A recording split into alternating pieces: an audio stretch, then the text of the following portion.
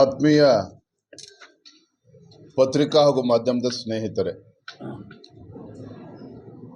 ಮೊನ್ನೆಯಿಂದ ಏನು ಕೇಂದ್ರ ಚುನಾವಣಾ ಆಯೋಗ ಕೈಗೆತ್ತಿಕೊಂಡಿರುವಂತಹ SIR ಮತದಾರ ಪಟ್ಟಿಯ ಪರಿಷ್ಕರಣೆ ನಿಮಿತ್ತ ಕಲ್ಯಾಣ ಕರ್ನಾಟಕದ ಬೀದರ್, ಗುಲ್ಬರ್ಗ, ಯಾದಗಿರಿ, ರಾಯಚೂರು ಜಿಲ್ಲೆಯನ್ನು ಮುಗಿಸ್ಕೊಂಡು ನೆನ್ನೆ ದಿನ ಬಳ್ಳಾರಿ, ವಿಜಯನಗರ ಮತ್ತು ಕೊಪ್ಪಳ ಜಿಲ್ಲೆಯನ್ನು ಮುಗಿಸ್ಕೊಂಡು ಇವತ್ತು ಹಾವೇರಿನಲ್ಲಿ ಈ ಹಿಂದೂ ವಿರೋಧಿ ಕಾಂಗ್ರೆಸ್ ಸರ್ಕಾರದ ವಿರುದ್ಧ ಒಂದು ಬೃಹತ್ ಪ್ರತಿಭಟನೆಯನ್ನ ನಾವು ಹಮ್ಮಿಕೊಂಡಿದ್ದೇವೆ. ತಾವೇ ನೋಡ್ತಾ ಇದ್ದೀರಿ, ಕಾಂಗ್ರೆಸ್ ಸರ್ಕಾರ ಅಧಿಕಾರಕ್ಕೆ ಬಂದಾಗಿನಿಂದಲೂ ಸಹ ಹಿಂದೂಗಳ ಮೇಲೆ ನಿರಂತರವಾಗಿ ದೌರ್ಜನ್ಯಗಳು ನಡೀತಾ ಇದೆ, ಕೊಲೆಗಳು ಆಗ್ತಾ ಇದ್ದಾವೆ. ರಾಜ್ಯ ಸರ್ಕಾರದ ಅಲ್ಪಸಂಖ್ಯಾತರ ಓಲೈಕೆಯ ರಾಜಕಾರಣ ಇಂಥ ಮತೀಯ ಶಕ್ತಿಗಳಿಗೆ ಒಂದು ರೀತಿ ಕರ್ನಾಟಕ ಅಂತ ಹೇಳಿದ್ರೆ ಸ್ವರ್ಗದ ಹಾಗೆ ಆಗಿದೆ. ಏನೇ ಮಾಡಿದ್ರು ಸಹ, ಏನೇ ದೌರ್ಜನ್ಯಗಳು, ಕೊಲೆಗಳು ಏನೇ ನಡೆದ್ರು ಸಹ ತಮ್ಮನ್ನ ರಕ್ಷಣೆ ಮಾಡ್ತಕ್ಕಂಥದಕ್ಕೆ ವಿಚಾರದಲ್ಲಿ ತಮ್ಮ ರಕ್ಷಣೆಗೆ ಕಾಂಗ್ರೆಸ್ ಸರ್ಕಾರವೇ ನಿಲ್ತದೆ ಅನ್ನುವ ಧೈರ್ಯ ಈ ಮತೀಯ ಶಕ್ತಿಗಳಿಗೆ ಬಂದಿರೋ ಪರಿಣಾಮವಾಗಿಯೇ ದಿನೇ ದಿನೇ ಇಂಥ ಪ್ರಕರಣಗಳು ಹೆಚ್ಚಾಗ್ತಾ ಇರುವಂಥದ್ದು. ಇತ್ತೀಚೆಗೆ ತಾವು ನೋಡಿದ್ರೆ ಹಾವೇರಿ ಜಿಲ್ಲೆನಲ್ಲಿ ಹೋರಿ ಬೆದರಿಸ್ತಕ್ಕಂಥ ಒಂದು ಹಬ್ಬ, ಪಟಾಕಿ ಸಿಡಿಸಿದ್ರು ಅನ್ನೋ ಕಾರಣಕ್ಕೆ ಲೋಹಿತ್ ಕುರುಬರು ಮತ್ತು ಅವರ ಸಹಚರರ ಮೇಲೆ, ಸ್ನೇಹಿತರ ಮೇಲೆ ಮಾರಣಾಂತಿಕ ಹಲ್ಲೆ ಆಗಿರುವಂಥದ್ದು ಕೂಡ ತಾವು ನೋಡಿದ್ದೀರಿ. ಕೈಯನ್ನೇ ಕಡ್ದಾಕಿರುವಂಥದ್ದು ನೋಡಿದಿರಿ. ಅದಾಗಿ 2 ದಿನದಲ್ಲೇನೆ ರಟ್ಟೆಹಳ್ಳಿನಲ್ಲಿ ಶಿವಾಜಿ ರಾವ್ ಅವರ ಮರಾಠ ಸಮಾಜಕ್ಕೆ ಸೇರಿರ್ತಕ್ಕಂಥ ಶಿವಾಜಿ ರಾವ್ ಅವರ ಮೇಲೂ ಕೂಡ ಕ್ಷುಲ್ಲಕ ಕಾರಣಕ್ಕೆ ಬರ್ಬರ ಹತ್ಯೆ ಆಗಿರುವಂಥದ್ದು ಕೂಡ ತಾವು ನೋಡಿದ್ದೀರಿ. ಯಲ್ಲಾಪುರದಲ್ಲಾದಂಥ ದಲಿತ ಮಹಿಳೆಯ ಹತ್ಯೆ ಇರ್ಬೋದು, ಕೊಪ್ಪಳದಲ್ಲಿ ಗವಿಸಿದ್ದಪ್ಪನ ಮೇಲೆ ಬರ್ಬರ ಹತ್ಯೆ ಆದ ನಂತರವೂ ಕೂಡ ಅವರ ತಂದೆ ತಾಯಂದ್ರು ಪ್ರತಿಭಟನೆ ಮಾಡ್ತಾ ಇದ್ದಾರೆ ಸರ್ಕಾರದ ವಿರುದ್ಧ ಅಂತ ಹೇಳಿ.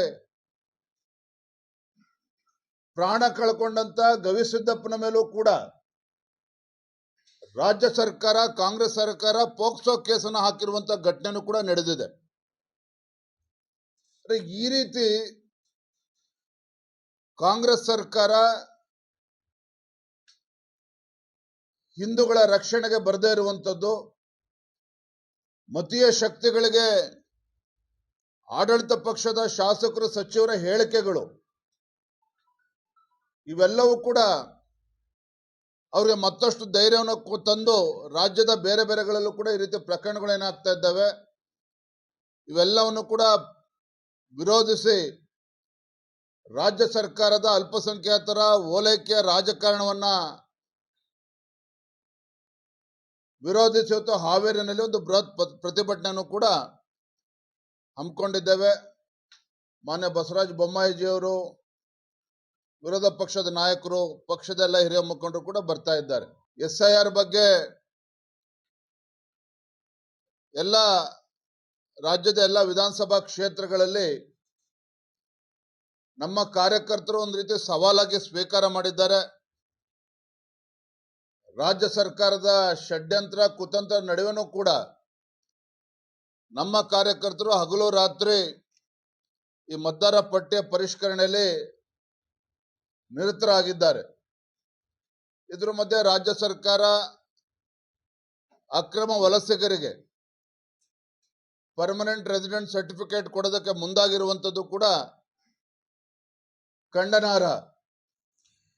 ನಿನ್ನೆ ರಾಜ್ಯಪಾಲರನ್ನ ನಮ್ಮ ಎಲ್ಲ ಪಕ್ಷದ ಹಿರಿಯರು ಭೇಟಿ ಮಾಡಿ ಅಲ್ಲಿ ನಮ್ಮ ಮನವಿಯನ್ನು ಕೂಡ ರಾಜ್ಯಪಾಲರ ಮುಖೇನ ಸಲ್ಲಿಸಿದ್ದೇವೆ. ಇದೆಲ್ಲದರ ನಡುವೆ ಈ ಕಾಂಗ್ರೆಸ್ ಸರ್ಕಾರಕ್ಕೆ ರಾಜ್ಯದ ರೈತರ ಬಗ್ಗೆ ಒಂದು ರೀತಿ ಅಸಡ್ಡೆ.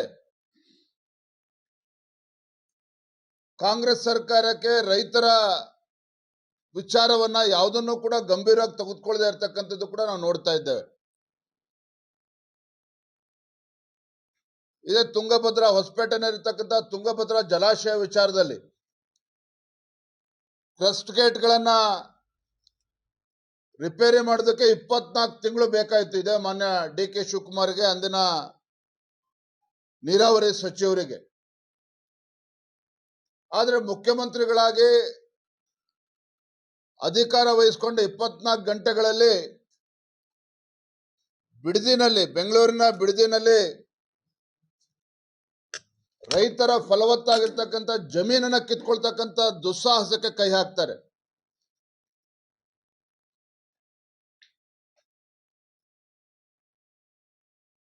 ನಿನ್ನೆ ಮುಖ್ಯಮಂತ್ರಿಗಳ ಹೇಳಿಕೆಯನ್ನು ಕೂಡ ನಾನು ಗಮನಿಸಿದ್ದೇನೆ. ನಾವು ರಾಜ್ಯ ಸರ್ಕಾರ ರೈತರಿಂದ ಬಲವಂತವಾಗಿ ಜಮೀನನ್ನ ಕಸ್ಕೊಳ್ಳೋದಿಲ್ಲ, ಯಾರು ಸ್ವ ಇಚ್ಛೆಯಿಂದ ವಾಲಂಟಿಯರ್ ಆಗಿ ಯಾರು ರೈತರು ಮುಂದೆ ಬರ್ತಾರೆ ಅವರ ಜಮೀನುಗಳನ್ನು ಮಾತ್ರ ತೆಗೆದುಕೊಳ್ತೇವೆ ಅನ್ನೋ ಮಾತನ್ನು ಕೂಡ ಹೇಳ್ತಾ ಇದ್ದಾರೆ. ಆದ್ರೆ ವಾಸ್ತವಿಕ ಸತ್ಯ ಏನು ಅಂತ ಹೇಳಿದ್ರೆ, ನಾವು ಕೂಡ ಪ್ರದೇಶಕ್ಕೆ ಭೇಟಿಯನ್ನು ಕೊಟ್ಟಾಗ ರೈತರೇ ಹೇಳ್ಕೊಂಡಿರುವಂತದ್ದು, ರಾತ್ರೋರಾತ್ರಿ ಗುಂಡಾಗಳು ಅವ್ರ ಮನೆ ಬಾಗಿಲಿಗೆ ಬರ್ತಾರೆ, ತಮ್ಮ ಜಮೀನನ್ನ ಬಿಡ್ಕೊಡ್ಬೇಕು ಅನ್ನುವ ಬೆದರಿಕೆಯನ್ನು ಕೂಡ ಒಡ್ತಾ ಇದ್ದಾರೆ ಅನ್ನೋದನ್ನ ಸ್ವತಃ ರೈತರುಗಳೇ ಹೇಳಿದ್ದಾರೆ. ಮತ್ತೊಂದ್ ಕಡೆ ಮುಖ್ಯಮಂತ್ರಿಗಳು ಕಪಟ ನಾಟಕವನ್ನ ಆಡ್ತಾ ಇದ್ದಾರೆ, ರೈತರು ಕೊಟ್ರೆ ಮಾತ್ರ ತೆಗೆದುಕೊಳ್ತೇವೆ ಅಂತೇಳಿ. ಹಾಗಾಗಿ ಎಲ್ಲೋ ಒಂದ್ ಕಡೆ ಮುಖ್ಯಮಂತ್ರಿಗಳ ರಿಯಲ್ ಎಸ್ಟೇಟ್ ಧೋರಣೆ ಏನಿದೆ, ಮುಖ್ಯಮಂತ್ರಿಗಳಾದ್ಮೇಲೂ ಕೂಡ ಆ ರಿಯಲ್ ಎಸ್ಟೇಟ್ ಧೋರಣೆಯಿಂದ ಹೊರಗೆ ಬರದೇ ಇರತಕ್ಕಂಥದ್ದು ಸ್ಪಷ್ಟವಾಗಿ ಗೊತ್ತಾಗ್ತಾ ಇದೆ. ಹಾಗಂತ ಹೇಳಿ ನಾವು ಸ್ಯಾಟಲೈಟ್ ಟೌನ್ಶಿಪ್ ಅನ್ನ ವಿರೋಧ ಮಾಡ್ತೀವ? ಖಂಡಿತ ಇಲ್ಲ. ನಾವು ಅವತ್ತಿಂದ ಕೂಡ ಸ್ಪಷ್ಟಪಡಿಸ್ತಾ ಇದ್ದೇವೆ, ರಾಜ್ಯದ ಮತ್ತು ದೇಶದ ಕೈಗಾರಿಕಾ ನೀತಿಗಳು ಸ್ಪಷ್ಟವಾಗಿದ್ದಾವೆ. 70% ರೈತರು ಒಪ್ಕೊಂಡ್ರೆ ಯಾವುದೇ ಒಂದು ಭೂ ಸ್ವಾಧೀನವನ್ನ ಮಾಡಬಹುದು ಅನ್ನೋದು ಕೂಡ ಗೊತ್ತಿದ್ರೂ ಸಹ ಬಹಳ ಮಾನ್ಯ DK ಶಿವಕುಮಾರ್ ಅವರು ಬಹಳ ಚಾಣಾಕ್ಷತನದಿಂದ ಸಿದ್ದರಾಮಯ್ಯನವರು ಮುಖ್ಯಮಂತ್ರಿಗಳು ಇದ್ದಾಗಲೇನೆ ರಾಮನಗರ ಜಿಲ್ಲೆ ಹೆಸರನ್ನು ಕೂಡ ಬದಲಾವಣೆ ಮಾಡಿದ್ರು. ಹೆಸರು ಬದಲಾವಣೆ ಮಾಡಿದ ಮೊದಲ ಹಂತ ಅಷ್ಟೇನೆ. ಈಗ ರೈತರ ಜಮೀನನ್ನು ಕೂಡ ಕಸ್ಕೊಳ್ಳೋಕೆ ಹೊರಟಿದ್ದಾರೆ. ಬಿಡದಿ ಟೌನ್ಶಿಪ್ ಅನ್ನ ಉಪನಗರದ ನೆಪದಲ್ಲಿ ಅಲ್ಲಿ ರೈತರೇ ಮಾತನಾಡ್ತಾ ಇದ್ದದ್ದು ನಾನು ಕೇಳಿದ್ದೇನೆ. ಮುಖ್ಯಮಂತ್ರಿಗಳು ಸಾವಿರಾರು ಎಕರೆ ಜಮೀನಿನಲ್ಲಿ ಒಡೆಯರಿದ್ದಾರೆ, ಅವರೇನೆ. ಅವರ ಬಂಧು ಬಳಗದವ್ರು ಎಲ್ಲರೂ ಕೂಡ 100 ಎಕರೆ 1000 ಎಕರೆನ ಇಟ್ಕೊಂಡಿದ್ದಾರೆ. ಸಣ್ಣ ರೈತರು ಹೊಟ್ಟೆ ಮೇಲೆ ಹೊಡಿತಕ್ಕಂತ ಕೆಲಸ ಮಾಡೋದಕ್ಕೆ ಹೊರಟಿದ್ದಾರೆ ಮುಖ್ಯಮಂತ್ರಿಗಳು ಅನ್ನೋ ಆರೋಪವನ್ನು ಕೂಡ ಸ್ಥಳೀಯ ರೈತರು ಹೇಳಿರುವಂತದ್ದು ಕೂಡ ನಾನು ಕೇಳಿದ್ದೇನೆ. ಹಾಗಾಗಿ ತಮ್ಮ ಮುಖೇನ ಈ ರಾಜ್ಯದ ಮುಖ್ಯಮಂತ್ರಿಗಳಿಗೆ ನಾನು ಮತ್ತೊಮ್ಮೆ ಆಗ್ರಹ ಪಡಿಸ್ತಾ ಇದ್ದೇನೆ, ರೈತರನ್ನ ಒಕ್ಕಲೆಬ್ಬಿಸುವಂತ ಕೆಲಸ ನೀವು ಮಾಡಬೇಡಿ. ಹಿಂದೆ ಕುಮಾರಸ್ವಾಮಿ ಮುಖ್ಯಮಂತ್ರಿಗಳಿದ್ದಾಗ ಪ್ರಾರಂಭ ಆಯಿತು ಅಂತೇಳಿ ನೆಪ ಒಡ್ಡಿ ಕೋಟ್ಯಾಂತರ ರೂಪಾಯಿ ಬೆಲೆ ಬಾಳ್ತಕ್ಕಂತ ರೈತರ ಜಮೀನನ್ನ ಕೃಷಿ ಚಟುವಟಿಕೆಗಳಿಗೆ ಯೋಗ್ಯವಾಗಿರ್ತಕ್ಕಂಥ ಜಮೀನನ್ನ ಕಸಿದುಕೊಳ್ತಕ್ಕಂಥ ದುಸ್ಸಾಹಸಕ್ಕೆ ಕೈ ಹಾಕಬೇಡಿ.